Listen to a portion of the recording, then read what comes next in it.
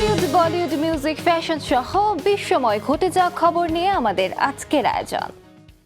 চমকপ্রদ থ্রিলার ও অ্যাকশন নিয়ে 1 বছর পর পর্দায় ফিরলেন শাহিদ কাপুর। ভারত জুড়ে মুক্তি পেয়েছে সিনেমা দেবা। শাহিদের রাফ অ্যান্ড টাফ লুক দেখে নেটিজেনদের অনেকেই দেবা আর কবির সিং এর তুলনা শুরু করেছিলেন ট্রেলার প্রকাশের পরপরই। বক্স অফিস আর দর্শক মনে কতটা ছাপ রেখে যেতে পারে দেবা, সেটাই এবার দেখার পালা। পুলিশ নাকি মাফিয়া, সোশ্যাল মিডিয়া যখন এই চর্চায় উত্তাল, সে সময়ই মুক্তি পেল শাহিদ কাপুরের নতুন সিনেমা দেবা। মার কাট অ্যাকশন আর থ্রিলে ভরা ট্রেলার দেখার পর থেকেই অপেক্ষায় ছিল ভক্তরা। সব প্রতীক্ষার অবসান ঘটিয়ে পর্দায় প্রথমবার অ্যাকশন থ্রিলার গল্পে এলেন শাহিদ কাপুর। টিজার ট্রেলারে শাহিদ কাপুরকে দেখা গেছে কড়া মেজাজের এক পুলিশ অফিসারের চরিত্রে, অনেকটা কবির সিং এর লুকে। শুক্রবার ছবি মুক্তির পর থেকেই শাহিদের প্রশংসার ঝড় উঠেছে সোশ্যাল মিডিয়ায়। নেটিজেনদের অনেকে বলছেন যেন কবির সিংকে দেখা যাচ্ছে দেবার মধ্যে, আবার কেউ বলছেন পুরনো rough and tough Shahid Kapoor ফিরে এসেছে।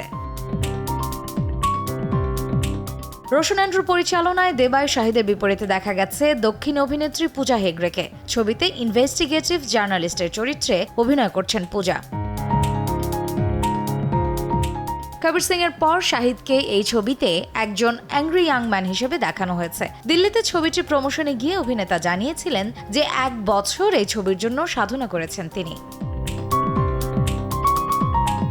বহুদিন পর কবির সিং ছবিটির মাধ্যমে বলিউডে প্রত্যাবর্তন করেছিলেন শাহিদ কাপুর। কবির সিং তো বক্স অফিস কাঁপিয়ে দিয়েছিল, এখন দেখার পালা দেবা কত আয় করতে পারে।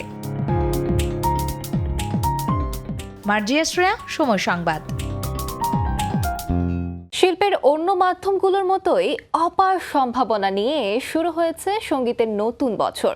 তবে 1 মাস পেরিয়ে গেলেও 24-এ প্রকাশিত গানগুলোই এখনও শ্রোতা মহলে পছন্দের তালিকায় শীর্ষে। বিলবোর্ডের এই সপ্তাহের তালিকায় সেরা 5 গানের খবর জানাচ্ছেন মামুনুর রশিদ পনেল। লেডি গাগা ও ব্রুনো মার্সের duet song die with a smile 2024 সালে টানা আধিপত্যের পর এবার 2025-এও টানা 4 সপ্তাহ ধরে বিলবোর্ড হট 100 গানের তালিকায় আছে 1 নম্বরে। 2024 সালের আগস্টে মুক্তি পাওয়া গানটি এখন পর্যন্ত ইউটিউবে 61,50,00,000-এর বেশি বার শোনা হয়েছে। নতুন বছরে সামাজিক মাধ্যম জুড়ে সবচেয়ে আলোচিত গান ব্যাড বানির DTMF স্প্যানিশ ভাষার গানটি আছে 2 নম্বরে। এই মুহূর্তে এপিটি জ্বরে ভুগছে সঙ্গীত দুনিয়া, যা ক্রমশ আরও শক্তিশালী হচ্ছে। 2024 সালের অক্টোবরে মুক্তি পাওয়া ব্ল্যাক পিঙ্কের রোজ এবং ব্রুনো মার্সের গানটি স্পটিফাইতে ইতিমধ্যে 1 বিলিয়ন বার শোনা হয়েছে, আর ইউটিউবেও প্রায় 1 বিলিয়ন ছুঁই। কান্ট্রি মিউজিশিয়ান সাবুজির আ বার সং 2024 সালের সবচেয়ে বিখ্যাত গানগুলির একটি। ইউটিউবে এখন পর্যন্ত গানটি শোনা হয়েছে প্রায় 19 কোটি বার। 2024-এর শেষ দিকে মুক্তি পাওয়া আমেরিকান র্যাপার কেন্ড্রিক লামার গান লুথার আছে 5 নম্বরে। গানটি এখন পর্যন্ত ইউটিউবে 37 মিলিয়ন বার শোনা হয়েছে।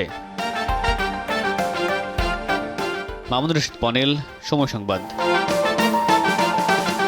জনপ্রিয় মার্কিন অভিনেত্রী জেনিফার অ্যানিস্টনের সঙ্গে বারাক ওবামার প্রেম, বিষয়টি নিয়ে বিস্ময় শেষ নেই হলিউড প্রেমীদের।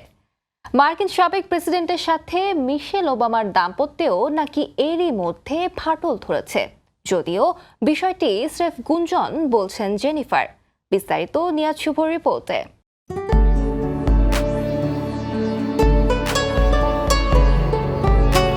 সাবেক মার্কিন প্রেসিডেন্ট বারাক ওবামার সঙ্গে স্ত্রী মিশেল ওবামার দাম্পত্যের রসায়ন গোটা বিশ্বে বিরল।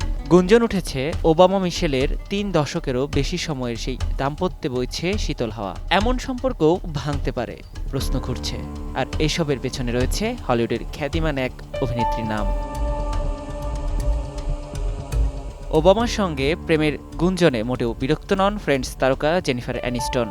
পুরো প্রেম কাহিনীকে গুঞ্জন বলে উড়িয়ে দিয়েছেন তিনি, স্পষ্ট জানিয়েছেন এই গল্পের কোনো ভিত্তি নেই। বারাক ওবামার সঙ্গে জীবনে মাত্র একবারই দেখা হয়েছে জেনিফারের, তবে মিশেল ওবামাকে বেশ ভালো করেই চেনেন তিনি। তাদের দুজনের সুসম্পর্কের কথাও জানিয়েছেন অভিনেত্রী। দুই কন্যা মালিয়া ও সাশাকে নিয়ে ওবামা দম্পতি সুখে সংসার করলেও দাম্পত্য জীবনে সুখী হতে পারেননি জেনিফার। 2005 সালে হলিউড অভিনেতা ব্র্যাড পিটের সঙ্গে বিচ্ছেদ ঘটে তার। 10 বছর পর হলিউডের আরেক অভিনেতা ও নির্মাতা জাস্টিন থেরক্সের সঙ্গে ঘর বাঁধেন তিনি, কিন্তু মাত্র 3 বছরের ব্যবধানে সেই ঘরেও বেজে ওঠে বিচ্ছেদের সুর। নিয়াজ শুভ, সময় সংবাদ। মারা গেছেন জনপ্রিয় ব্রিটিশ গায়িকা ও অভিনেত্রী ম্যারিয়ান ফেইথফুল। বৃহস্পতিবার লন্ডনে 78 বছর বয়সে এই তারকার মৃত্যু হয়েছে। 1964 সালে গানের ক্যারিয়ার শুরু করেন Marianne. As tears go by গানের জন্য তিনি সবচেয়ে বেশি পরিচিত। এছাড়াও come and stay with me, summer নাইটসের মতো গান উপহার দিয়েছেন ভক্তদের। দ্য গার্ল অন আ মোটরসাইকেলের মতো সিনেমাও আছে ম্যারিয়ানের ঝুলিতে। 1981 সালে একবার গ্র্যামি মনোনয়ন পেলেও পুরস্কার পাননি এই গুণী শিল্পী।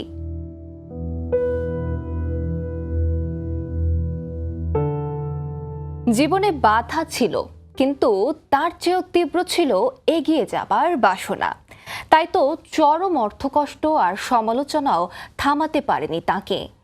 লক্ষ্যে অবিচল থেকে পৌঁছেছেন সাফল্যের শীর্ষে। বিশ্ব সিনেমার নন্দিত এই অভিনেত্রী অলিভিয়া কোলম্যানের সাফল্য আর সংগ্রামের গল্প জানাচ্ছেন জান্নাতুল দোলনা।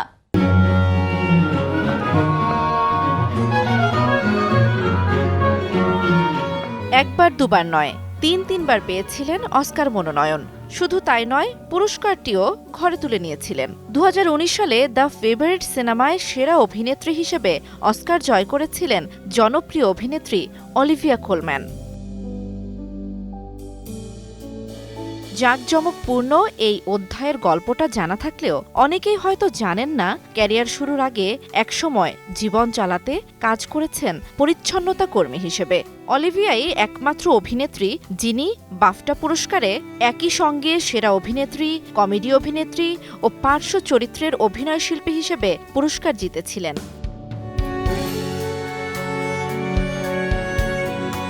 অভিনেত্রীর আসল নাম সারা কোলম্যান। তার সময়ে যুক্তরাজ্যের শিল্পী সংগঠনে একই নামে আরেকজন শিল্পী ছিলেন, তাই নামের বিড়ম্বনা এড়াতে নিজের পছন্দের বান্ধবীর নামকে আপন করে নিয়ে সারা ফেলে জুড়ে দিলেন অলিভিয়া, হলেন অলিভিয়া কোলম্যান। ব্যালে নৃত্যশিল্পী মাকে দেখেই অলিভিয়া অভিনয়ে আসার আগ্রহ পান। 26 বছর বয়সে তিনি টিভি সিরিজ দিয়ে ক্যারিয়ার শুরু করেন। তখনও অভিনয় ক্যারিয়ার নিয়ে ছিলেন দোটানায়, কিন্তু পরের গল্পটা কেবলই অর্জনের। The lost daughter, the lobster, the favourite, the bear, the crown কাজগুলো তাকে পরিণত করেছে অনন্য একজনে। জান্নাতুল দোলনা, সময় সংবাদ। এই ছিল বিনোদন বিশ্বের আজকের আয়োজন। সঙ্গে থাকুন সময়ের।